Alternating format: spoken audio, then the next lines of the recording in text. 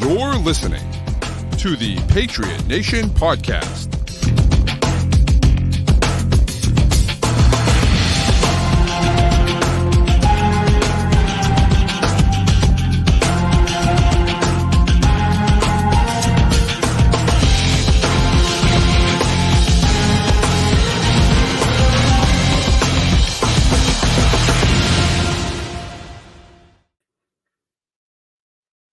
Welcome into the Patriot Nation Podcast. As always, boy Pat Lane with my guy Matt St. Jean. I have no voice, but we're pushing through anyways. This episode, of course, is brought to you by FanDuel, the official wagering partner of CLNS Media. Make sure to go to fanduel.com/Boston and sign up to get in on the action. Matt, week one, Patriots obviously go down and lose to Philadelphia, unfortunately. But I feel like, and I don't know if everyone's going to see it this way, but I'm feeling better about this team than I think a lot of people thought we were going to be heading into this game. Yeah, and I think if you kind of want any kind of barometer looking around the NFL for the Patriots right now, you go down 16-0 right away with some bounces that don't go your way. We're halftime of the Sunday night game right now. This game is out of control because the same thing happened to the Giants in their home building to an NFC East team that was also very good last year in the Cowboys. And they just crumbled. Patriots didn't. You're in your own building. You get the noise going. You face that adversity and overcome it to a degree. And, you know what? It's not – the Eagles are a really good team. The last time they were on the field, they scored 35 points in the Super Bowl. Patriots defense shut them down for most of the game. Last time we saw this Patriots offense, it did not look functional. They went out there with no Devontae Parker and neither of their starting guards against a front four that's one of the best in the NFL. And looks like a functional NFL offense. I think if the first quarter doesn't go the way it does, I think you don't get some of the emotional reactions that we've seen today. Right. But I don't know. You can't throw out the first quarter. That was also stuff that's not going to happen every game. And the other three quarters, the Patriots looked really, really good. Right. And that's what it comes down to. That's what you're looking for. You're looking for, does your team quit when things go wrong? And listen, Evan Lazar said it. I'm going to say it. I'm saying it in my article that's coming out tomorrow on Pat's Pulpit. It's the same old story as last year. You get down in a hole, you fight your way back, you're not able to win. They did that a million times last year. The difference is that it looked like an actual functioning offense. Last year it was we had nothing going on. We'd have a pick six or strip sack return for a touchdown or punt return for a touchdown or whatever the case may be. That was not the case tonight. Mac Jones, I'm sorry, but if his wide receivers didn't drop a million passes, Mac Jones would have had probably over 400 yards passing today. He looked good. Now, he had a high throw to Kendrick Bourne that was returned for a pick six. It was not a great throw, but Bourne, tipped it straight up in the air, and Darius Slay came down with it and returned it for a touchdown. Not what you're looking for from your number one receiver, essentially. And, he had a drop on 3rd and 12 where he hit him in the hands. Kayshon Boutte had 2 catches, one on 3rd down, one on that huge 4th down where, if he just gets his feet in bounds, right, just get you 2 feet in bounds, right? And he wasn't able to do it. So, when you look at it from that perspective and you say, look, it wasn't all bad. Yes, it wasn't great. Yes, we want more, right? We want to see them be able to actually win that game. But I think overall, you have to be enthused about what you saw from the Patriots. And Mac was, as of right now, we'll have to see what happens in the game tonight and obviously whatever happens in the Monday night game. But Mac ends the early Sunday slate, the afternoon games, 4th in week 1 in passing in the NFL. He threw it over 50 times. Let me tell you, you lose on Wenu and you lose Strange. And I thought the rookies did a really good job in pass protection. I thought the tackles, I barely noticed Calvin Anderson today, which is an awesome thing. Agreed. Side note, we talked a lot about Mike McGlinchey, who the Broncos had signed to replace Calvin Anderson. Go look at some of the beat reporters over in Denver. They weren't thrilled with what he did today. Calvin Anderson, I barely noticed out there. Yeah. But the line did not get pushed in the running game. They really weren't doing it. So it was all Mac with one of his number one receivers out, however you want to say, Parker, against that front four in a secondary that was really, really good last year. And they played well. They moved the ball. 7 of their last 8 drives ended in Philadelphia territory. Every drive in the second half ended in Philly territory except for the opening one, which was a 3-and-out. And a couple of those third downs were ones that they should have had, and you had guys dropping passes. And it's raining. I get it; things are going to happen. It probably doesn't happen every game from here on out, but they consistently moved the ball. They pinned Philly deep. The turning point of the game really was the second quarter, where even though New England wasn't really moving the ball, they were able to pin Philly deep, and they were able to stop Philly from moving it. And they kind of just inch up the field with their field position until eventually they broke through and the offense clicked. And, special teams better, defense electric today, and offense functional. This was this the best game Max had in his career? I think the only one we could say that's better is the Minnesota game last year on Thanksgiving. I think that's the only one that's up there. Some of the throws that he made. The Hunter Henry touchdown was an outrageous throw. An outrageous throw. That throw, to me, that's on par with the best throw that Mac Jones has made in his career. He threw that ball. Hunter Henry literally had time to just get his hands up. That ball was in his hands as he was turning around. It was a perfect throw. He had some really nice ones later on in the game too. I thought he wasn't great. Listen, again, the pick six, Bourne's got to make a play, right? In my opinion, it was high. It wasn't a great throw. And so I'm willing to kind of say not a great play by Mac Jones, obviously. Do I think it should have been a pick six? No, but that's what happens sometimes, And that's one of those plays that's like, I don't know, 1 out of every maybe 5 passes that gets tipped like that ends up as a pick six. It happens more often on ones that are picked like that. But you throw passes that get tipped like that maybe 5 times a season. Odds are we don't get a sequence with a pick six and a fumble in the next play for the rest of the season. I'm going to knock on wood saying that. Right. I don't want to jinx anything. It's a little fluky. You're right. And that's football. You want to overcome it, but I'm not going to get mad at a team for not overcoming it against a team as good as Philadelphia while you're injured. I think I know we're going to talk about it next week at some point in here. I don't want to get too ahead of ourselves. You can't say week 2 is a must win. You can never say that's a must win this early, but it's as close. When you consider the stakes in the division, how good Miami looks, wanting to get one of these home games, it's important. And this is one that's all right, we looked good. Let's get healthy this week. Carry this over, and you play like this against Miami, you're at least going to have a shot to win. If you have a shot to win the first 2 games and you can't win either of them, then maybe some alarm bells start going off about these guys not being able to overcome a hump or get it done in the clutch or whatever. But I'm just not there at all right now. I agree. So one thing I want to talk about that, Light Ninja makes a good point about this. It's called for go for it with 6 minutes left and not kick the field goal. They still had 3 timeouts. They were down by 8. And so here's the argument, right? Analytically, and I don't know exactly what it is analytically. I don't know. My assumption is that the analytics said go for it. And the reason why is because it's 4th and 3. It goes from a 1-score game to a 1-score game if you kick the field goal there. My argument for kicking the field goal is simple. You're down by 5 instead of 8. If Philly drives and scores a field goal, it's still a 1-score game. And that's the risk you take. Right. And that's the argument for me. I thought they should have gone. I thought they should have kicked the field goal at the time. And this is the hard part. 90% of fans, maybe not 90, most fans are looking at that simply saying the process doesn't matter. The decision-making doesn't matter. The execution is what matters. If they get that first down, they're looking at that saying, oh, man, the Patriots, what a call to go for it on 4th downs. Great play, great call, this, right? But they don't get it, so now they say, oh, stupid, and Belichick's this. And wait till you have Felger Mass.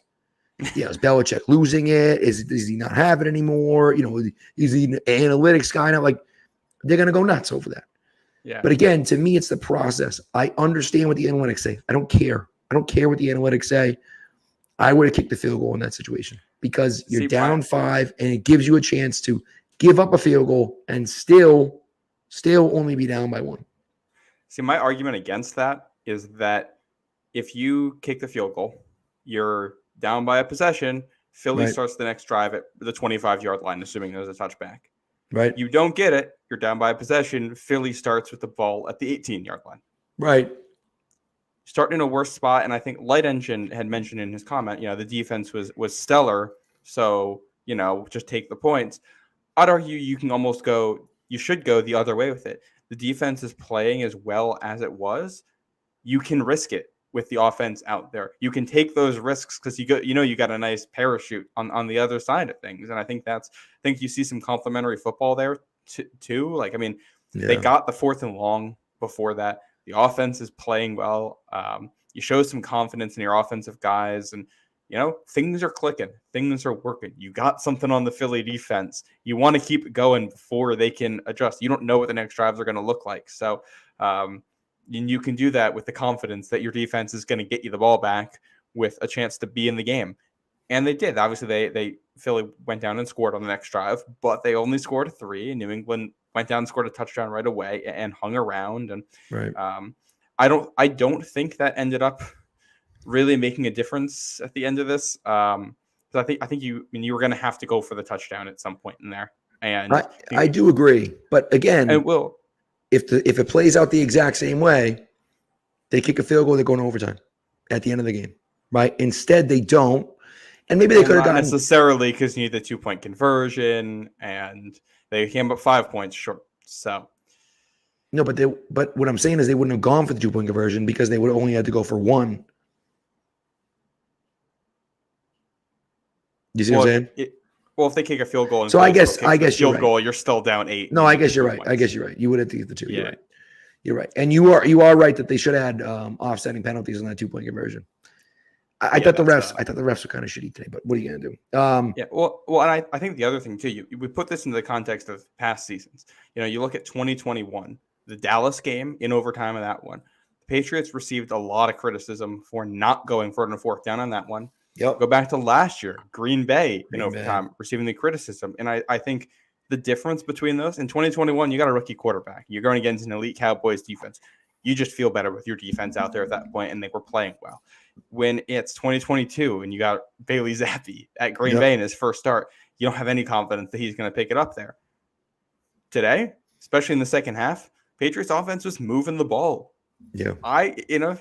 They were picking up more than 3 yards of play. I like the odds of them getting it. And if they don't, they're pinned back deep anyway, and your defense has a chance to go make a play. You're right. I don't. Yeah. And I think at the end of the day, I don't think the decision really matters that much because you're going to have a shot to win either way. The players have to execute it. And, they just came up a couple plays short, a couple drops, tipped balls, fumbles, things like that. And one of those where I think regardless of the decision, you have to execute it better next time.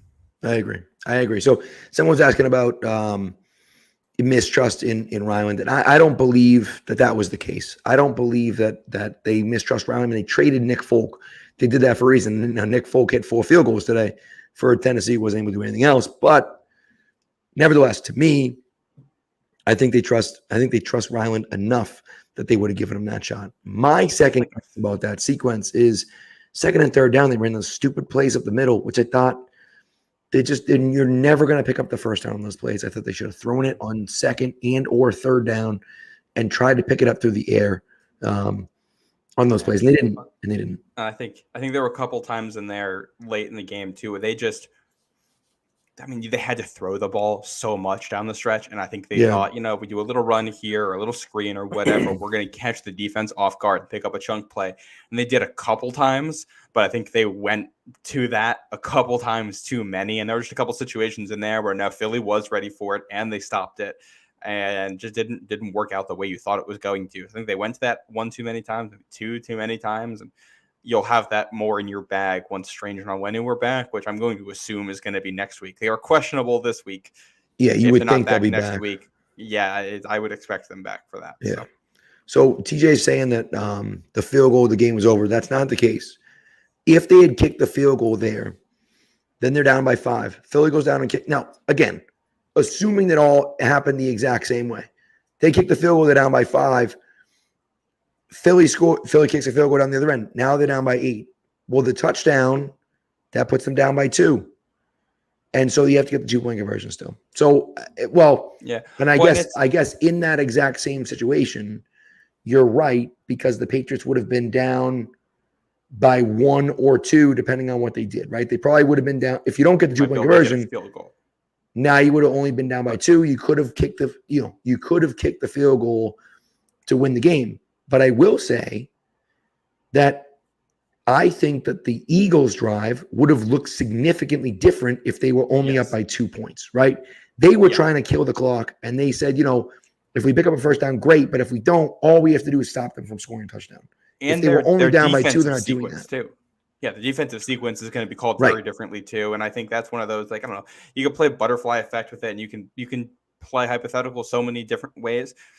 It's a 4th and 3 in your trust in your offense to get it. Right. You do that for the whole season, and the guys execute the way they did today. You're going to get that more times than you're not, and it might cost you at points, but we're not going to be talking about that when they do it in 3 weeks, and that's what wins them the game. It's not. We're looking at a 1-week sample, and it's going to turn into a 17-week sample, and hopefully longer than that. And we play it out through the whole season, not just one game. And again, I think the point that you made is a great point. Everyone has been very critical of the Patriots being not aggressive enough. Yes, going forward on 4th down, trying to score at the end of games, pushing and trusting their offense. We have been very critical of them not doing that. And in this case, they did do it. And now we're being critical of them not doing it. And again, here, the problem is this, right? They didn't get the first down. And so what everyone now looks to it and says, terrible call, terrible decision. And again, if it were me, if I was the one making the call, I would have kicked the field goal. I'm not the one making the call, but that's what I would have done. And I don't think you'd be wrong for it. I think this is a situation where there is no wrong decision.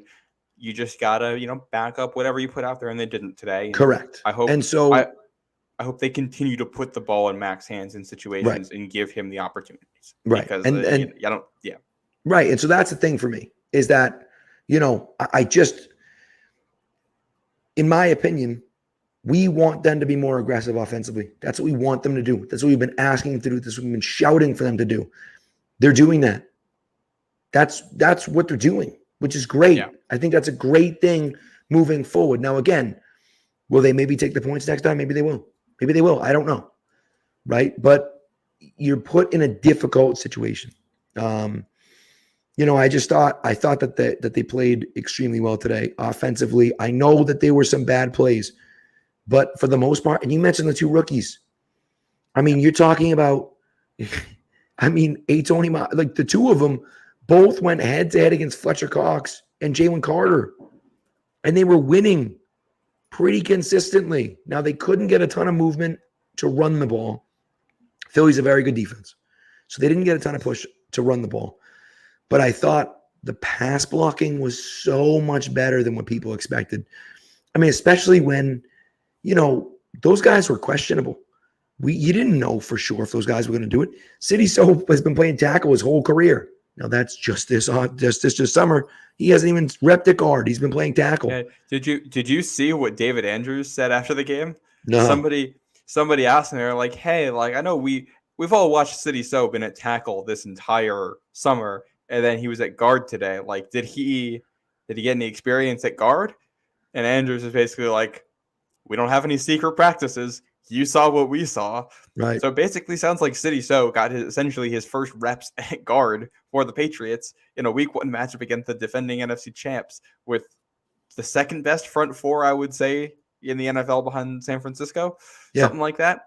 And held their own. I think it was 2 sacks they allowed, maybe 3 sacks they allowed. Yeah, 2 or 3 sacks. It really, honestly, it was significantly better than what a lot of people thought. And I had said, I've said on this podcast, I've said on other podcasts, I've said to, people talking about it, they were going to impress people today. They were going to play better than people thought. And unfortunately, they weren't able to come away with the win. But, that's a rookie out there. If he gets his foot down, he's got to drag that second foot. If he drags that second foot, they may not win the game still. But now they're going to have, basically first and goal. Four Right. shots at the end zone, and you know Right. I like my chances. Yeah, but I just thought if Matt can play that way this whole year, he's going to have a fantastic season. Yeah. And you know what this game reminds me a lot of? It's the Baltimore game last year. This is like the good version of that game. That was the Right. game where you're going against like a good team with a really good mobile quarterback, Yep. and you go down and you come back and the stadium's amped and you just can't complete the comeback. You can't complete the comeback. Why? Because the defense can't get the stops when you need them. Right. And because Mac Jones threw some really bad picks at the end of that game. Well, what happened today? You didn't see Mac Jones throwing bad picks, trying to lead some comeback effort, which is kind of the issue we've seen from him. When he throws it a lot, he ends up throwing picks. That's been his and that's his turnover issue. Right. Did not see that. 54 passing attempts, I believe. One pick that was a tipped ball. It's on him for being inaccurate, but it's not like some of the ones we've seen in the past. Right.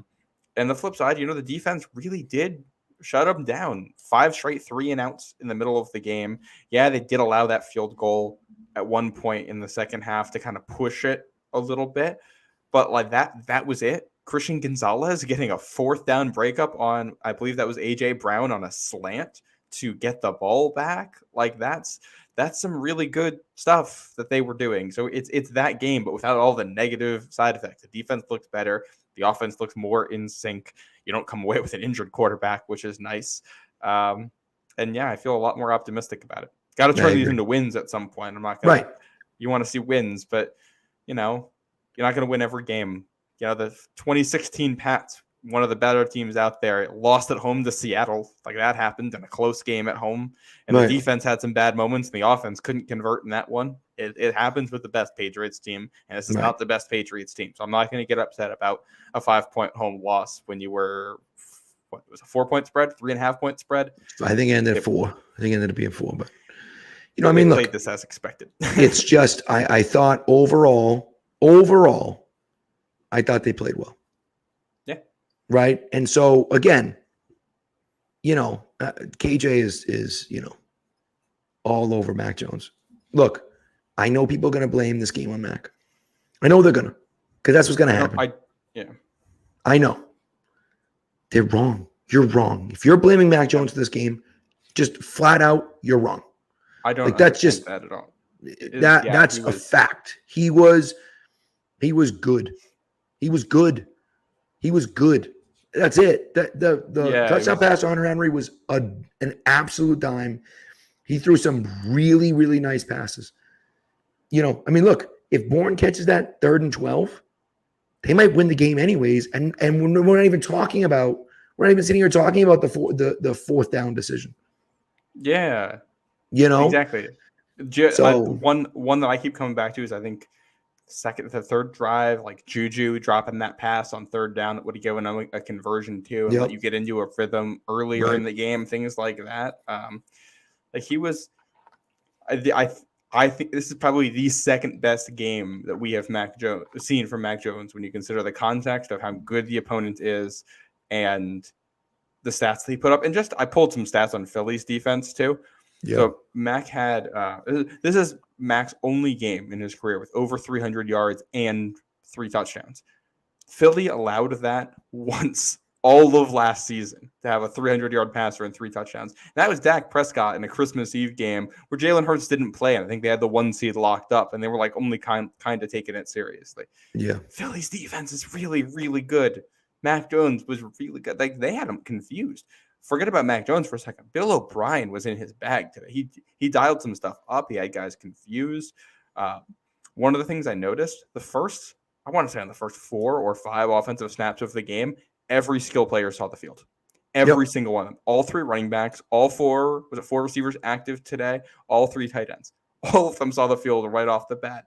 Yeah. They had I think 13 personnel at one point, which is 1 running back and 3 tight ends. They went out there with Ty Montgomery, Demario Douglas, and all 3 tight ends that were active on like the 3rd snap of the game. And I was like, who saw that coming? Yeah. It was working. And they're getting everybody involved and they're mixing things up and finding things that work. And I don't know, Bill O'Brien's pretty good at this. And I don't know how many people in here are college football fans. And anybody watch the Alabama game? on Saturday, Alabama's offense looked horrendous at points. Yep. And, I think Bill O'Brien got some flack for what that Alabama offense looked like at points last year. But I think you watch what it looks like this year and you realize he was actually a huge part of why it was even as successful as it was. Like, he's been in this for a while. He's really good at what he does, especially spread stuff and letting the quarterback be a point guard and dish the ball out. And the offense looks like this all season long. They're going to win 9-10 games, I think. Right. I agree. And look, the diagnosis of Mac Jones is going to come. It's going to happen. People are pissed about it. They're going to say, oh, he made this and he missed that throw and he missed that throw and he missed. I thought the decision-making was good. I thought the timing was good. I thought he had multiple throws where he was hitting guys as they were cutting out of their break. I just thought, I thought he played well tonight. And again, it wasn't perfect. Obviously, the pick six, which again, to me, is not all on him. But regardless, it doesn't matter. Yeah. I thought he played significantly better than what he looked like last year. And so now you sit there and look at it and say, I do have some confidence in what he's going to look like this year.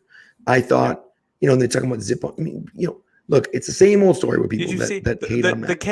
The Kendrick Bourne drop that happened, which, by the way, was pass interference. But besides that point, Mac got hit as he was throwing by one of those heavy dudes they got on that line and fit the ball in like 15, 20 yards down the field into a bucket to Kendrick Bourne over the middle of the field. He has enough zip. It's not, he's not Herbert out here. I'm not going to pretend he's the most athletic quarterback because he isn't. And I don't know if he's the franchise quarterback based on this one game. Right. But you can win with the dude we saw today. You can win plenty. It wasn't as bad as people are saying. It wasn't. He played really well. It's that simple. If Bourne catches that 3rd and 12 and they win the game, that's the case. And Light Engine, I know he didn't talk about Mac. During a loss, after a loss, Bill Belichick has never praised individual plays. He doesn't do it. He never talked about it. I think the only time he ever has talked about the quarterback specifically is Tom Brady in his prime, and that's the greatest to ever do it. Yeah. So no, he doesn't like doing it. Bill. He doesn't like doing it, and it is what it is. I just think, look, we'll see. And again, I think what you said is true. We don't know if Mac's the guy. We have no idea if Mac's the guy. But tonight was a good night. Tonight he looked a million times better than he did look last year. A million times better than he looked last year. The offense showed some actual stuff. We were like, wow, they're like an offense. They're like an NFL offense, right? And so that's the way it is, man. I thought it was very good.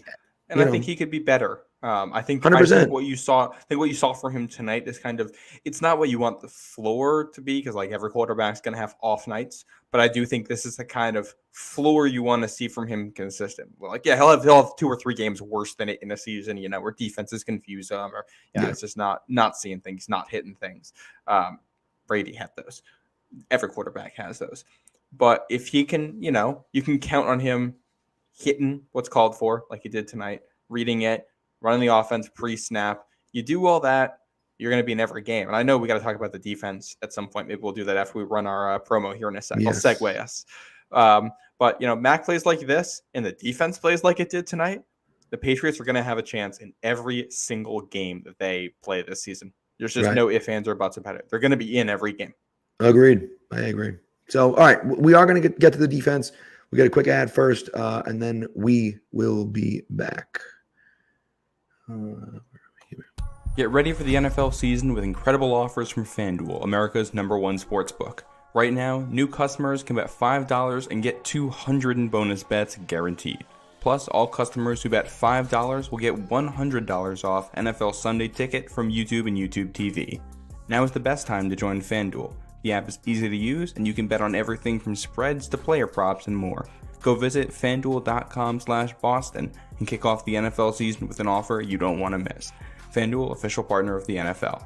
Ages 21 and up and present in Massachusetts. First online real money wager only. $10 first deposit required. Bonus issued as non-withdrawable bonus bets that expire 7 days after receipt. Restrictions apply. See terms at fanduel.com/sportsbook. Hope is here. Gamblinghelplinema.org or call 800-327-5050 for 24/7 support. Play it smart from the start. GameSenseMA.com or call 1-800-GAM-1234.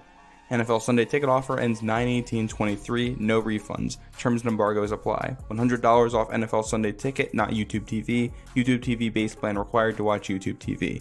Redemption requires a Google account and current form of payment. Commercial use excluded. Subscription renews. Cancel anytime.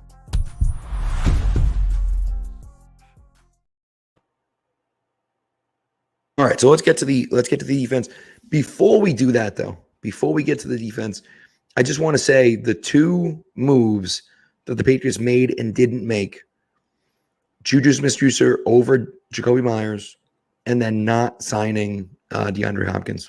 Hopkins was fine today for Tennessee, but I mean that team stinks, man. And Ryan Tannehill was not good.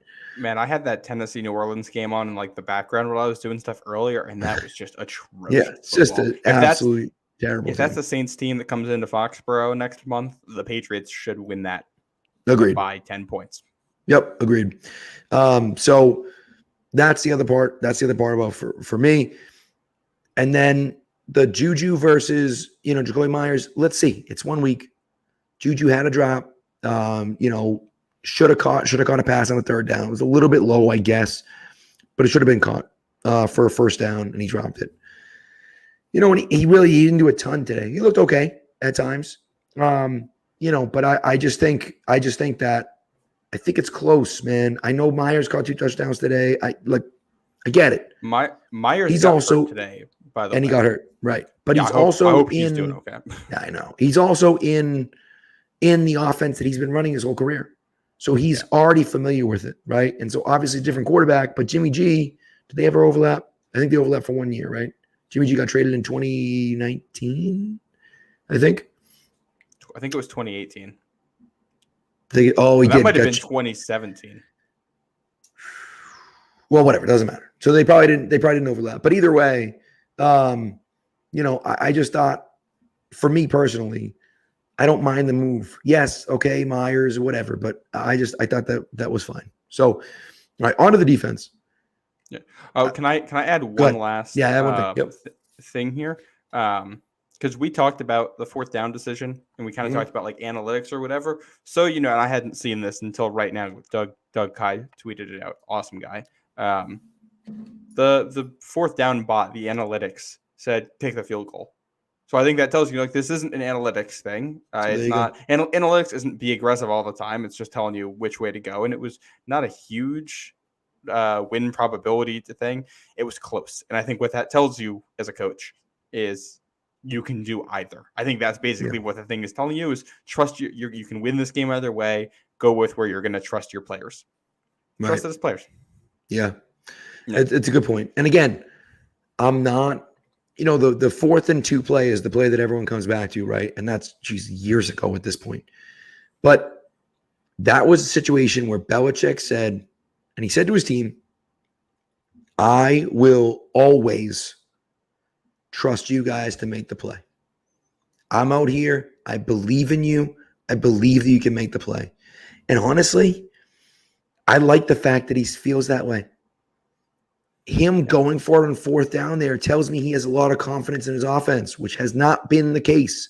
We've been wanting that since 2018, 2017. We're talking about the last couple of years of Brady. They didn't have that confidence either. Right.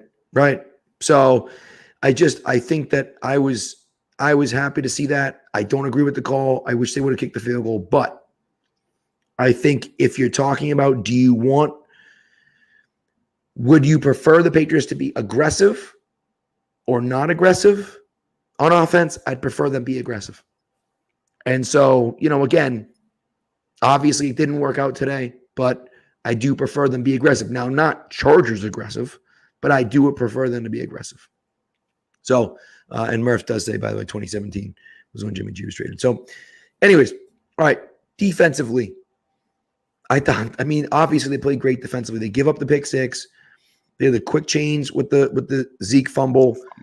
with a short field. So, I thought that both of those were, obviously one was a pick six. The other one was a fine drive by them, but Philly had that long drive right at the beginning of the game and had to kick a field goal. And that, to me, was impressive. I thought that was very impressive by the Patriots defense to get down there and tighten up. That's like very, very indicative of what the Patriots used to do, right? They were a little bend, don't break. We'll give you a little bit, but you're not going to be able to score a touchdown. This is exactly what they did to start the game. And they just kept doing it. They kept doing it. They were in Jalen Hurts' face a ton. I got a stat for you here. I didn't. I listened to this either this morning or yesterday morning. The Football GM podcast on The Athletic. Shout out to that. They said that last year Jalen Hurts only faced 28 dropbacks of cover 0. So that's no safety deep, man-on-man coverage. Everybody else is blitzing. He only saw 28 times for the entire season, and 22 of those were a screen pass. So only 6 times he had to drop back and face that rush and figure out what to do. And you see the Patriots, you get into that third down in the red zone on the first drive, and they disguise and bring that blitz, and it's cover 0 across the board. You get the sack right away. Hurts had no idea what to do, and for the most part, all game long, Philly didn't have an answer for it. It felt back. You're going back to 2019. You remember in some of the games that season where you got 2 groups of players on the field. There's going to be one where everybody's standing at the line of scrimmage ready to blitz, and everybody else is standing at the first down marker, just waiting for their guy to come to them. And you saw that a couple times tonight, which is a fan of aggressive defense I absolutely loved. But you're out there with, you got Miles Bryant on the field, and you got rookie Christian Gonzalez on the field against some of these guys for Philly who are really good receivers, and they're showing no fear, and it paid off. Philly didn't have answers, shut them down, held them to field goals. Only 1 touchdown allowed by the defense all game, and it was on a short field. Everything else was field goals. So awesome. Schematically, really good breaking down the film and finding something, and then the execution was top notch all game long.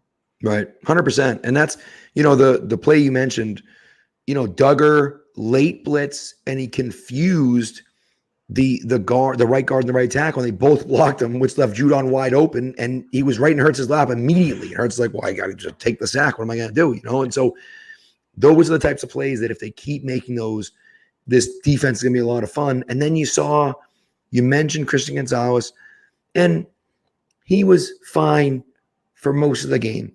He wasn't really in press coverage a ton. He didn't get, most of the passes he gave up were in zone coverage, or he was 12 yards off and they ran it out, right? So it's like you really couldn't see a ton. He made a really nice tackle on a play. They bounced outside. I thought that he looked good being physical. Yes. And then games on the line, Devonta Smith, who in my eyes is very close to an elite wide receiver in this league, runs a quick slant, and Gonzalez knows it's going to be a quick pass, knows that it's going to be a quick slant for that first down, and he gets in front of it, knocks it away. And it's like in his first career game to make a play like that, it was impressive. It was impressive. Yeah. And so I was happy with that. Yeah. That and the blitz, they brought him on. Where you got a sack. Yes. Did not see that coming, but he's got that speed, and they were confusing Hurts, and 100%. This is that Patriots defense. You never saw the same personnel on the field. If you notice with the corner spot, they rotated everybody. I can't wait to see the snap counts later. I think Gonzalez is the only corner that played all of them, and they rotated everybody else. Miles Bryant started. Marcus Jones was out there on the next drive. It was Bryant and Jones after that, and Jonathan Jones came off. And I think in one drive in each half, they gave Jonathan Jones a drive off. They rotated the safeties. Phillips didn't start. You had Peppers at free safety, then Duggar's at free safety, then Phillips comes back in, and being able to rotate those guys and keep everybody fresh against an offense like that, I think was huge and gave you a lot of matchup options that were fun, and Philly didn't have an answer for. Yeah. I mean, look, I'll tell you what, man. You look at that team and you just said, they looked good out there. They looked like they belong. They looked like they can play against anyone, because that's one of the best offenses in the NFL. And to be able to stop them in that situation, Jalen Hurts is an absolute weapon, 100% a weapon. But to me, they were able to pretty much shut him out of this game. I mean, of course, he runs it at the end of the game and Peppers knocks it out of his hand, right? Great tackle and forces the turnover. And so Hurts was good. I mean, I'll tell you what, man, after that fourth down, he threw that absolute dime to A.J. Brown and he bobbled it going out of bounds. Great challenge by Belichick. Yeah. But he's a really, really good player. Really good player. Yes. And for them to be able to do what they did, I thought was impressive. Jawan Bentley played almost every snap today. Yep. And he looked pretty damn good out there, man. Like, he looked pretty damn good out there. Mac Wilson, on the other hand, not so much. But Jawan Bentley was out there nonstop, and he played well. They stopped the run very well. I was impressed. Yeah, Mapu playing safety back there. Yep. I thought he looked really good. I think one of the stories here is a big picture. Basically, every single player that they drafted played in this game, except for Bolden, who's on injured reserve. And is there somebody who was inactive? I don't think so. I think it's just Bolden. Sean Wade. Sean Wade was inactive. No, the guys they drafted. I see what you're saying. Yeah, no, I think everyone was active. And Jake Andrews didn't play. Right. But everybody else played and looked like they belong. And no undrafted free agent made it this year. Yeah, you got 12 draft picks and like basically all made the team and are playing well. So that's awesome. And the first three guys, Keon White, man, against Philly's offensive line. Yep. Week 1, showing up and making things happen. That's got me real excited. And it's looking ahead a little bit. Miami next week. With that offense, scored 36 points at LA. Obviously, the LA defense stinks. It shouldn't, based on the people in it. But here we does. are. Yeah. And it shouldn't. That for all the critiques of Brandon Staley, he's always been a really good defensive coach. So the way that this has happened is shocking. But they had no answer for what Miami was doing. You're going to need this defense to show up, but Miami's offensive line against Barmore, who looks fantastic today, and Keon White. And I thought Lawrence Guy was good, and Godshaw was good. I think everybody on the defensive line looked good. I think the Patriots, I think one big takeaway here is the Patriots were about even, I would say, in the trenches with 2 units for Philly that are considered among the best in the NFL. That's awesome. Yeah. Right. That's where games are won, and more so, that's where games are lost. And if they're not going to lose you games there, if the secondary continues to play how it does, if they can mix up coverages the way they're doing, they're going to play with every single team that they play down the stretch. Obviously, you're probably going to have your weird games where things don't work out, but they can play with every single team that they're going to play against this season. Right. And again, the defense can keep them in the games.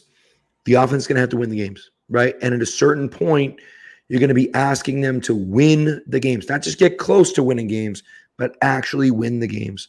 And look, it didn't happen tonight for a myriad of reasons, right? A big one of them to me is drops. I thought Mac Jones was good enough to win the game. It was a great pass to Kayshon Boutte, couldn't get a second foot down. It was a really nice pass to Kendrick Bourne over the middle on 3rd and 12, couldn't make the catch. So there are things that happened, right? It was a bad first quarter for Mac Jones. He was okay in the first quarter, but not great. But to me, when you look at it and I look at it and think that he was good enough to win the game, in my opinion. And it didn't happen, unfortunately. So I just, look, it is what it is. And you can't win every game, and you're not super, you're not super happy about that. And by the way, so this Bama Bell is asking a good question. Why are the Patriots fan base so awful to Mac? I think the real simple answer is because of the guy that they honored at halftime. Yeah. We are spoiled, and we expect Mac. We expect Tom Brady. Yeah, everybody forgets that we all look back at that Chiefs game in 2014 and Trent Dilfer and his comments. We make fun of it, and it's all that. That the Boston sports media was saying that stuff too. It wasn't just Trent Dilfer. Brady had 4 bad games to start a season. Everybody was asking if it was time to move on. Right. And it's a fan base that has very high standards, and I get that. And it should. I'm not saying you shouldn't have high standards, but should be understanding of where Mac is and that this is one game. If you look around, if we're judging based on one game, Joe Burrow is a bum and the Bengals should move on right now. But I don't think anybody actually thinks that. So let's we'll reevaluate in a month and see where Mac's at. But I'm Right. happy with what we've seen Yep. for our first glance under Bill O'Brien. Right. So, look, it is what it is, and it wasn't perfect. It wasn't perfect, and I'm not saying Mac Jones was perfect, and I'm not saying any of those things. But I am saying when you watch this game, if you don't come away from this game impressed and I think enthusiastic about the rest of the season, that's the way I look at it and say, I think there is a lot to be excited about this team. I think the offense looks significantly better. The defense looks as good as we were hoping it would be. And, so they didn't get the win, and they didn't get the win. It is what it is. Yeah. But I think they're going to be in pretty much every game they play. And I think the offense looked good enough to sit there and say, we at least we'll have a chance to win these games down the end of this. I think this team can be as good as the 2021 one was, and that team made the playoffs. And yeah, I think the worst case here is I feel like we're going to get 14 entertaining Sundays, Mondays, 14 entertaining Sundays, 2 entertaining Mondays, and an entertaining Thursday from this team. And that's kind of the bare minimum after last year. I'll take that. I want to enjoy watching these games right now. Exactly. And this team's fun too. I mean, you saw these guys like each other so much. That's the other thing that makes it fun is like these guys, like they're a fun team to root for, especially now the offense has an identity and has something that's going for it. They do something on offense. You know what the goal is. The guys like each other. The defense is going to mix it up, but it's going to have its moments of aggression. They're going to rush the passer. They're going to do cool stuff. And you know what? I'll take that for now. I'd like to win some more championships. I don't know if we're going to be on that level this year, but the goal this year is to, figure out what these guys are, be a good football team, and then build on it. Right. And honestly, it's one of those situations where you're trying to build something. And so you're hoping that the guys that you drafted this year can take that step. I thought Demario Douglas looked good tonight. I thought, a lot of these rookies, and, Mapu played safety, and he played in the box at linebacker a bit. He played kind of all over the field tonight. Played in the slot. Yeah. He didn't play a ton of snaps, but he was out there. I think they were mixing and matching things defensively. I think, as far as I'm concerned, I don't need to see Mac Wilson out there again. I just don't. Yeah. So, I don't know barring why. an injury, I don't want him out there. Yeah, I'm not even like I was surprised when Shaun Wade made the roster, but I would have Shaun Wade out there over Mac Wilson right now, especially with Jack Jones. This is the other thing too. This is the first time we've talked on here since the Jack Jones injury situation developed on Wednesday. A couple of comments on that. First of all, no, this is not a conspiracy. They're not having Jack Jones fake an injury because of the gun stuff. He got cleared of the stuff, hurt himself, got evaluated, and is now apparently out for 2 months. Imagine if the Patriots said, we're gonna suspend you for 4 weeks. We're gonna make it look like an injury. I mean, they'd be getting sued by the NFLPA. There's no way they could do that. And the NFL, they'd get it from both sides on that one, and you'd have to get the player to agree to it. And if you want to hold him out, the idea is to teach him a lesson. No better way than to suspend him and say we're not okay with your conduct. Correct. We want that public statement. If you're going to suspend him, you suspend him. And people will say like, oh, like you want to protect his ego or whatever. But that's like 2 months or however long since this happened. He's been the talk of the Boston media talking about what happened. He's the ego part of this. We're well past that. He had to have lost that on this. He's been in court for this. He's not going to be sensitive to a suspension from his employer after that. Agreed. But thanks for coming by, Light Engine. I will definitely be having some tea tonight and tomorrow morning. Yes. So, but that's the thing for me. I sit there and look at it and just say, like, that's foolish. Don't be ridiculous. Yeah. The other part of it is that now you don't have Jack Jones. Now, look, I thought Jonathan Jones played well. I thought Christian Gonzalez played well. And I thought, look, Miles Bryant's fine. I think Marcus Jones should be out there as a slot corner, but I think Miles Bryant's fine. He had a nice hit. He did have a real nice hit. AJ Brown. Yeah. I think it was AJ Brown coming across. I think rotating all 4 of those guys is probably a really good way to do it so they're fresh. I think you've got 4 really good players there. Yeah. So, but But I think overall they were good. And look, it's a tough test next week, a real tough test next week against Tyreek Hill and Jalen Waddle. But I think the Patriots can stay with them a lot better than the Chargers. Than the Chargers did today. Well, so when the Chargers got J.C. Jackson out there, and I love him. He was awesome in New England, but the issue for him is he doesn't have top-end speed, and he couldn't handle some of the guys in the AFC East, and I think the Chargers just experienced that. Right. Patriots have high-end speed at the corner position, and honestly, like, Jack Jones is athletic, he's fast, but his big thing is his instincts and his ball skills and his aggression. He's not, like, the highest-end speed guy, so I think these first 2 weeks – you don't miss Jack Jones that much because you're facing guys who are either so incredibly technically savvy or so fast that it's like he's probably part of a rotation. You're not going to lock him onto a guy. Once you get to week 3 against the Jets, I get a little bit concerned about missing him just because, Randall Cobb is out there. I feel like Jack Jones would work there. Or if you're trying to bait Aaron Rodgers into doing something, Jack Jones is the guy. We saw that last year. He's already gotten him before. I think that's a game where you're going to miss him. But these first 2 weeks, I think you can be totally fine with the guys you have on this roster right now. I agree. And so we'll see what ends up happening. But I think long term, there were some good things. Look, Kayshon Boutte didn't make those catches today, but he was open fairly consistently. I think that's a good thing. And I think he'll get, Yeah. They put him at the X, like Parker's role, which I didn't expect them to do. I didn't think they would think he was ready for that, which I think is a good sign from where he's at right now in his development. He's continued to impress me. Anybody who's been listening since the draft knows I was not a fan of the pick at the time. And I think he's won me over the last couple of months because he's bought in. He's doing the right stuff. He's getting open. He's making plays. He didn't get in bounds on that back shoulder throw, but having a back shoulder throw with Mac Jones the way he did, eventually, if they make that connection happen, that's who made a lot of money on that? Aaron Rodgers and Jordy Nelson or Devontae Adams. Like that's if you can pull that off, that can be an incredible weapon. So, and Pop Douglas is awesome. Huge fan of him. And I think I don't know exactly how much it says. Bill Belichick wasn't going to comment on it, but their group, when they needed to go score to win the game, they had Gesicki out there and Henry. It'd rotate. Ramondre, and then Bourne and the 2 rookies, Pop and Boutte out there. I don't know what that means about Juju Smith-Schuster. Maybe it's because of the drops he had earlier. Maybe they just, had a set rotation and it was his drive off. Maybe he was tired. I don't know what's going on there. But those are the guys they wanted out there with the game on the line. Right.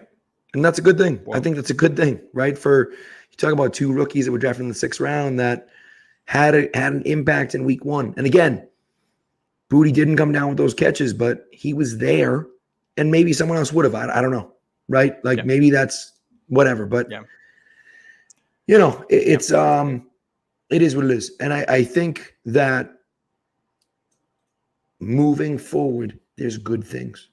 Moving forward, you can say, okay, if they continue to get better, they're going to be really good. They're going to be a top 15 offense, which to me is if they can be a top 15 offense in the NFL, they're going to make the playoffs. Yeah. The other thing too, you watch that offensive line and the skill position guys they had out there tonight. That's better than what the Chiefs had on Thursday without Kelsey out there. Yep. It was just better. They played better. And that's with some guys in there who are not your starters. 100%. Yeah, so I don't know what's going on in Kansas City with that. Obviously, Kelsey will come back, and he is really, really, really good, and we're going to probably see that in person on a Monday night this December. But, we've talked for 3, 4, 5 years here about how weapons are an issue in New England, and they need to get better, and they could still use a number 1 weapon.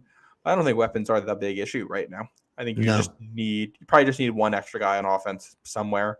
Tight end, receiver, offensive lineman, somewhere you want somebody, but you're not like, oh man, this is awful. This is a real NFL group, a competitive NFL group. This, by the way, this Cowboys Giants is a disaster, 40-0 lacking. And so no nonsense gaming here. We're homers and we don't undo. It's like they haven't seen what other QBs can do. No, totally. Who killed it today was Daniel Jones. Killed it today. Who really played well today? Really, really, really played well today was this guy, Joe Burrow, highest paid quarterback in NFL history. He was awesome today. I mean, awesome today. Yeah. Right. Well, so look, let's not pretend like we think that let's not pretend like we think that Mac Jones is a top 5 quarterback in the NFL. He's not. He's not But even a if he Pro can- Bowl quarterback with how he No. played today. If he can get you to a top 15 passing offense in the league, that's good enough to make the playoffs. Now, For context, like Jared Goff was one of the leading passers in the NFL last year. My standard for Mac Jones has always been that he can be as productive as Jared Goff. And remember, a team moved off of Jared Goff and won a Super Bowl because of it. That's Correct. not some crazy endorsement of Mac Jones. It's that, hey, you put him in the right system and point him in the right direction and tell him to throw to the right guys at the right time. And I think he can do all those things if you tell him to do it the right way and help make things happen. And the Rams didn't just move off of Jared Goff. They threw him in with 2 other first-round picks. So, like, $40 million. Yes. So it's one of the things for me where it's like, yes, no, he's not a top 5 quarterback in the NFL. I've said all along, if he can get to Kirk Cousins, that's good enough for me. That's what I think Mac Jones is Kirk Cousins. The reason why Cousins has always gotten a bad rap is because he stinks in the playoffs and in big games. If Mac can play well in big games, then he becomes Kirk Cousins, but effective in big games. And that, to me, is the top 12 quarterback in the NFL. Yeah. And let's never going to win an MVP, never going to, but we can get to that. Yeah. And let's see what his career development looks like. I mean, this franchise does not have to make a decision on him for a while. For the rest of the season here, we got 16 more games. He could stink it up for the rest of the 16, and that's going to make your decision very clear on what the future is going to be. But, they showed some stuff tonight offensively that he was able to execute, handle mentally. I think the biggest things for him coming out of college, obviously, one is his accuracy, which I think was a little bit off what we expected. I don't know if that was the rain today.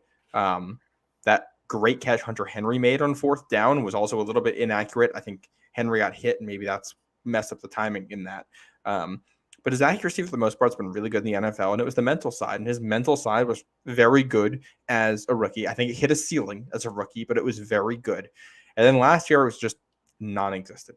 And today, you could tell that it clicked because his pocket presence was there. He was making throws under pressure. He could tell where guys were going to be without actually having to look at them. He could identify coverages. He knew where his answers were.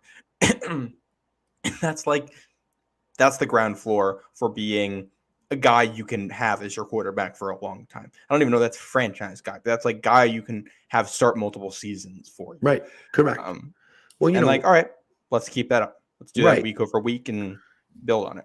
And the argument is, Jared Goff played in a Super Bowl. And first of all, I don't know if Jared Goff actually played in that Super Bowl. But again, they ate $40 million of his contract and threw him in with 2 first-round picks for Matthew Stafford, who is fine, but he's Matthew. He's not that great. Yeah, you know what I mean. This is not some ringing endorsement of Mac Jones. Right. I hope he becomes good. Yeah. Exactly. Exactly. Yeah. So and also, go. MA Football Guy points out 316 yards against that pass rush with 2 rookies at guard and without Devontae Parker. It's good. That's a good thing. I hope they do more of that. I'm also going to add, because I know we're talking about a lot of good things, and we're hoping that projects forward. And I think some of the negatives hopefully will go away. I think it was just some bad luck today. You probably won't see. You'll see other forms of bad luck in the future. Things are going to get changed up. But you look ahead to next week against Miami, and I think this is, it's a different test for the defense. I hope and I expect the defense will play as well next week as it did today against Philly. But that is a very different animal. It's the same in that you got 2 elite receivers where a lot of the show is going to go through them. But there's a lot of RPOs. There's a lot of play action. It's different types of stuff than you see with Philly, in large part because Tua is not really the run threat. It's a little bit more traditional handoff, things like that. So it's going to look different for the defense, and you're going to play different coverages against it because it's a faster group of guys. So you might have to play safeties back more often. Somebody had mentioned in the chat how good Jonathan Jones is against Tyreek Hill in particular. I think we're going to see that matchup quite a bit by Christian Gonzalez on Jalen Waddle and some safety help. And I like the way those matchups work, but you got to go out there and win them. It's easy to do on paper, but Jalen Waddle's Christian Gonzalez isn't going to win every snap against Jalen Waddle. It's going to be, a mixed bag, and Miami's going to be able to score a little bit. You hope that mixed bag doesn't include a touchdown or, a 40-yard pass or a 60-yard pass or an 80-yard pass or something like that off something that doesn't work. And your pass rush is going to attack it differently because Tua isn't as mobile as Jalen Hurts. But he still can make you pay. So you're worried about him as a run threat in a very different way than you are with Hurts. So a lot of similarities between the two teams, but enough differences that you're not copying and pasting the game plan. And I think we should expect the defense to play very well against Miami, but it's clear this is an offense that can execute at a very high level and can score on you. And it's going to be a test. Just because the defense played well today does not mean it's going to happen next week. Correct. By the way, people in the chat, talking about, we're disrespecting Jared Goff. I mean, people talked about Jared Goff was a horrendous player. Again, when your own team pays you $40 million to not play there and gives up 2 first-round picks with you for a quarterback who is fine, in my opinion, I just the tools are there. We know that he was the number 1 pick, but come on. Let's not talk about Jared Goff like he's not untouchable. You know what I mean? It's just whatever. It just is. Yeah, and to be clear, what I had said, the context of what I said, I think Mac Jones can be as productive as Jared Goff. And I meant that as in Jared Goff of last season, the team that did not even make the playoffs. Yes, I'm just saying Jared Goff was really good at throwing the ball where the offensive coordinator told them to throw it, and they schemed up some really nice stuff, and they used play action really well. That's all stuff 100%. Mac Jones can do. Yeah. And he played great last year. He played great last year. And he deserves credit for that. So he got a win at Arrowhead Thursday night too. Correct. He's got some guts. He's not a bad player. I'm just not sure he's a Super Bowl winning quarterback type of guy. Not without a great defense. Yeah. I think this is about as good as we could possibly feel after a loss. Yeah, I think so too. Yeah. One thing we haven't talked about, we got to get to before we're over an hour, but that's okay, was the Tom Brady thing today. It was so cool to see Brady out there. We're going nuts.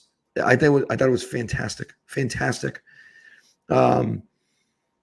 comes out, runs down the field with his by the way, Mac did make the playoffs, but that's neither here nor there. Runs down the field. Not last year, but back in 2021. Yes. Gives his fist pump. It was great, dude. Public service announcement gets played. He was up on the lighthouse, ringing the bell at the lighthouse. That's going to be, I think, that's going to be their new thing. Right, instead of guys opening the doors to the locker room, I think someone's going to be up there ringing the bell every week. So I wonder who it's going to be for Sunday Night Football, because they got to get somebody big for next week. You would think. So, anyways, it was so cool. And of course, Robert Kraft announces that on June 12th, 2024, they are inducting Tom Brady into the Patriots Hall of Fame, skipping the 4 years of eligibility. It takes 5 years of eligibility. So skipping 4 of those 5 years and saying, no, we're putting him in right now. He deserves it. In 6-12, 6 Super Bowls. Obviously, he's number 12. And then 24 was something as well. I think he played 24 years in the NFL. But so I'll be January 1. I'll be submitting PTO for that day. So I can go off to New England. I think everyone will. I think it'll be a lot of fun. The thing that I loved about today too is that obviously there's all the Brady memories, and I spent before the games today, I watched NFL channel on YouTube. That's 100 greatest Tom Brady plays compilation. I watched that whole thing, and that was awesome. But to me, the funniest thing is just this dude's a superhero in the world of professional sports. He's world famous, all this stuff, and you'll hear him speak, and he's totally just the high school jock, the way he talks. And it's so funny because he's a complete goofball. And it's so good. The way I described it, his speech today was the jock in high school who's also valedictorian having to give a speech at graduation. It's exactly what it was. In the best way. I think we saw it back in 2018 too, with all his social media presence and stuff. He's just a really goofy guy who likes, doing funny things and hanging out with the guys. And I miss all the football stuff, but I miss that part of Brady as well, the social media. And I hope as he, goes into retirement here and hopefully hangs around New England more, we get to see that, personality that we didn't get when he was a football player doing all the media stuff. Hopefully he's around Patriots games quite a bit. I know he's the Raiders part owner now, and his interview on CBS, he was very clearly trying to play the middle a little bit because he's like, I can't, like, he was like, we got two great teams here I'm rooting for. And it's like, he has to do it because he's a part owner and he's going to be a broadcaster at some point. But I want to see him come. But he said also, I'm a Patriot forever. Which is pretty cool, right? I'll be Patriot forever. And I thought Alex Barth really summed it up really well. He said, no, this is everything he wanted it to be. But he said it wasn't Hollywood, didn't feel overproduced, wasn't a sales pitch.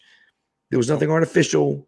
It was just like genuine mutual appreciation for Brady and from the organization. I thought it was great. It was everything we wanted to see out there. And Tom just saying to be Patriot for life was so cool. I mean, that was great. So that was awesome. I was actually a little surprised they didn't just straight up retire his jersey and like unveil a banner today. Yeah, I know. But I'm assuming they'll do that at next year. That will happen in June. And I would assume that will be a ticketed event in the stadium, is what I would think. They said it'll be in the stadium. So yeah. Yep. I wonder I'm guessing season ticket holders are going to get to go. You know what? I bet you they're going to sell tickets for it. And maybe the season. I bet they're going to sell tickets, but season ticket holders will get first dibs. I hope so. Their season. I hope so. That'd be nice. But they might also they'll probably put some chairs on the field and let people sit down there too. That's true too. Yeah, for some extra money or whatever the case may be. Yeah. So I gotta get to that. That or whenever he gets put in Canton, at least one of those I'm going to. Right. Yeah, that's a good point. Yeah, the Canton one that'd be really fun. So no nonsense. Ganny says, "Do you guys think Brady will get into the Hall of Fame?" I think he should because he has a great smile. I love that. He does have.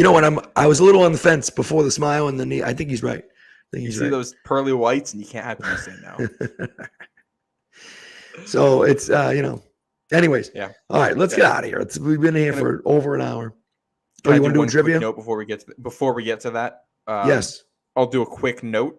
Because we don't know, we'll know a lot more when we have. I think we're doing a Wednesday show this week. There's a hurricane out in the Atlantic right now, and it may only just be one of the models has it hitting Rhode Island next Sunday, which is when the Patriots are supposed to play. So, first of all, if that does happen, I'm assuming we got a lot of listeners here who are in New England or who could be affected by that. So, putting this on your radars. Follow it. If it does come this way, take precautions, be safe. We want to make sure everybody's okay. Beyond that, could have implications to when or if or where this game is played. I'd hope it stays, in New England next Sunday night. That's a fun slot. I think next Monday night might have 2 games too. So that kind of changes what you can do with. I don't know how that's going to work. This is like a 20% chance it even comes this way. It would be like a category 2 storm, according to this too. So it's like, you can't play in that. That's too much. So we'll see what happens. So we'll put it on the radar. By the time we do our Wednesday show, we should know a lot more about what it could look like. But putting that out there. You would certainly think so. And my wife said to me tonight, she's like, I don't feel comfortable you leaving us alone here with, like a legitimate hurricane, which I don't, and I had 3 little kids. I don't blame her. But like you said, you can't, if it's really that bad, you really can't play in that. You can't. No, if that's what it is, maybe you bump the game up a day and play on Saturday. I don't know if they are legally allowed to do that. There are broadcasting restrictions about the NFL playing on Saturdays and college football playing on Sundays. If you're interested, you want to go down a Wikipedia rabbit hole, go look at that. It's literally like congressional law that ironed that out. Interesting stuff. I mean, you could push it to Monday, could push it to Tuesday. Well, that's what I was going to say. They played the Miami Chiefs game. Played the Chiefs game on Tuesday, right back during 2020. So they could theoretically do that. Obviously, that's not the best thing because both of those teams now are going into a very short week the next week. Yeah. And then Miami is going to have to fly in on Saturday, ahead of it, wait through the hurricane on Sunday, and then play on Monday, on Tuesday. Which I don't know if I think it would be unprecedented, but because it's a divisional matchup, you would, in theory, have the option to switch the games and play this one down in Miami that Sunday and play the other one in New England in October. I have no idea if that's logistically possible. And we're getting way ahead of ourselves. We don't even know if this thing's hitting or if it would match up with the game. It could hit Monday, Tuesday, Wednesday after. So getting way ahead of ourselves, but yeah. Right.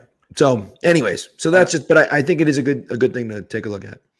Yeah. So before we get to the, go ahead. Go ahead. No. I was just going to say before we get to the trivia question, I thought that just to kind of sum it up to me, I thought the Patriots played a lot better than people expected. I thought that, some of the weapons that we saw, I didn't see a ton out of Juju.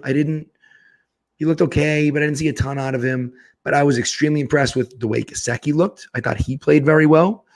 I thought Hunter Henry had a really good game. I thought Pop Douglas looked good. And again, Kayshawn, for me, he didn't get the feet down, but he's getting open against NFL. And again, Philly's a very good team. They're a very, very good defense. The fact that he's getting open against those good defenses is a good thing. He's got a long way to go, for sure. But I think that getting in those spots is a good thing.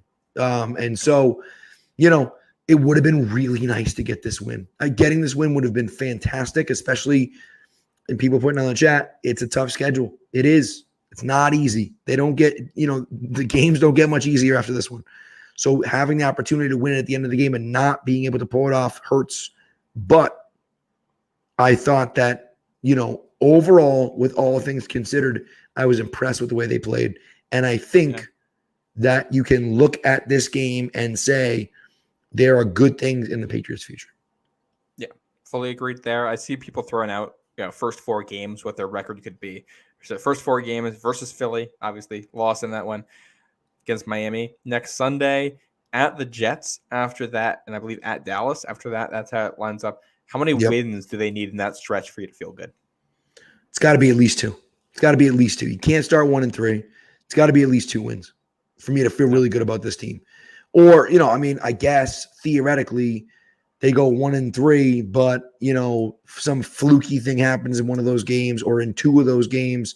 And, you feel like you probably should have won them, but you get screwed by a call or whatever, but to me, I think that, you really need to have 2 wins coming out of that, especially with the way your division is going to play. You got to have 2 wins coming out of that. Well, and it's hard to say, too, because we haven't seen the Jets and what that's going to look like this year. We're watching the Cowboys right now, and I'm not even sure if that is a winnable game. If the Cowboys play like this, they might be better than Philly is, and that's on the road, and that's tough. But I think the Giants, though, suck tonight. I think tonight, obviously, Dallas is incredible. But I think this game, to me, is more indicative of the Giants playing horrendously than it is about the Cowboys playing that well, Yeah. Well, I look at it, it's like even if you lose to the Cowboys, I think you should beat Miami. It's not a must-win, but it kind of is. It's one you really want to have. And at the Jets, it's a road division game, and it's hard to say that's a must-win. But also, the Patriots have owned the Jets, and if the Jets are not this fully operational battle station that they think they are, that'll be a very winnable game for New England. 100%. And also, even better, a chance to make a lot of New Yorkers feel very upset. That's almost the bigger deal in that. Yeah. I think those are the 2 that you look at on the first month of the schedule, and you say you want those 2. Those are the ones you want to get. So we'll see. But anyways, you got a trivia question for today before we get out of here? Yeah, and the one for the last week was which Patriots scored the game-winning touchdown in New England's only win over the Eagles at Gillette Stadium. That was Lawrence Maroney back in 2007. Congrats to Lime Green Elevator, who I believe was the first one to get the correct answer on that one. That's fantastic. I love it. We got one tonight that has 4 different possible answers. You only got to get one of them to get in, to get it right.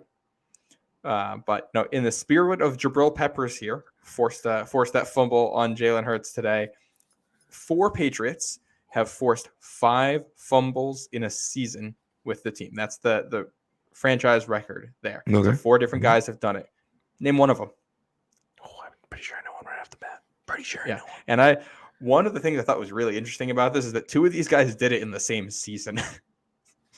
Really? Which I thought was fun. Yeah, that's cool. So we'll see if anybody can get this. And for anybody new to this, obviously it's week 1. Whoever gets this one right first. Everybody, we're doing this every week. You get the first one to get it right, then you're going to be entered to win something from the Pro Shop. We're going to do a drawing at the bye week. Midway We're point. not Yep. Yeah. Yep. So yeah, any takeaways we're looking for, kind of in the next couple of days here after the game, while we're killing some time for people to submit some stuff. No, nothing really. You know what? I think to me, the health of guys is going to be important, right? Hmm. Is Cole Strange going to come back? Is Mike Onwenu going to come back? Is Devontae Parker going to come back? Right. And so those things are really what I'm looking for the most. But I do think, that I was very enthused with the way I saw the two rookies play. I thought City So, like you said, hadn't played guard at all. At all. And so, that was impressive.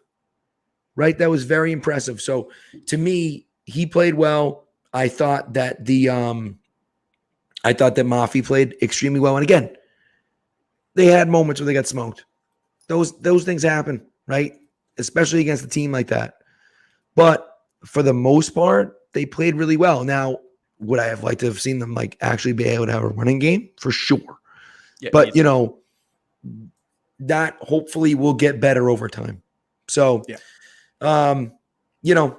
Look, again, it wasn't perfect. Obviously, they lost. You would have liked to have seen them play better in those moments. But with that team that we saw on the field tonight, I think that that's a team that can make the playoffs and make some noise and be a tough team to beat every single game. And honestly, that's all you can hope for. We're not winning the Super Bowl this year. Newsflash, Patriots aren't winning the Super Bowl this year. Not unless you get a 2001 type run where everything clicks late in the year and you're firing on all cylinders in the playoffs. And but if you have a good, you got to get some bounces to make that work. And that's the thing. You got to have a good defense, which they do. And if you can have a good offense, you give yourself a chance to win every game. And if your offense executes the way they did on a few of the drives tonight consistently, you can be a tough team to beat. So if you get in the playoffs, you give yourself a chance to beat anyone. So that's what I got. Every week, and you're going to be in every single game you play. And if you do that, I like the odds. Exactly. So, by the way, I haven't seen. I don't know if anyone's gotten the right answer yet. I haven't seen the answer that I know was correct. So we'll see. I'm not going to spoil anything. We'll give you the answer on Wednesday's episode. Just that way for anybody who's coming in later, if you wanna play, go ahead and just have some fun with it, even if you're just doing it yourself. Exactly. Come back on Wednesday if you want to find out that answer and see if you're eligible for a gift card or whatever we end up doing from the pro shop. We got to decide that at some point. We'll figure it out. Yeah, we'll figure it out. By the way, we are doing two prop bets a week. I went 0 for 2 this week. I don't know if you went. Did you go 0 for 2 as well? I don't remember what mine were. One of mine was Zeke touchdown. That was out. So I did a prop bets thing for Pat's Pulpit too, and I did 3 Patriots prop bets for it. Yeah. 2 of the 3 hit. The one that didn't was the Zeke one. The ones that hit were the under on Jalen Hurts passing yards and the over on Rhamondre, not just the over on Rhamondre Stevenson receiving yards, but an alternate line that was plus money. Wow, look at you. Yeah. So I had Jamal Williams touchdown, didn't hit. I had anything Saints the rest of the year. I don't want to watch that team. Speaking of Jared Goff, I had over on Jared Goff passing yards. The number was 255.5. With 10 minutes left to go in the fourth quarter, he had 253 yards passing. I'm like, oh, that's it. Got it. He completed 0 passes the rest of the game. I was like, you got to be kidding me with that, man. I needed 3 yards in 10 minutes. And I couldn't get it. So, that's the way it goes. All right. So Wednesday night, 9:30. Wednesday night it is 9:45, 9:30. We'll see you guys there. Thanks as always. The chat was lighting it up tonight. We appreciate it. You guys tonight. I'll have a voice by Wednesday. Next Sunday, next Monday, next Sunday night they'll be gone again. But of course, I may not be on. That's going to be like a 1:30 a.m. show once you're. I don't know. I don't know. You might be alone on Sunday night. We'll see what happens. Maybe I'll call in from the car. I don't know. We'll see. So, anyways, thanks, guys. We appreciate it as always, and we'll talk to you Wednesday.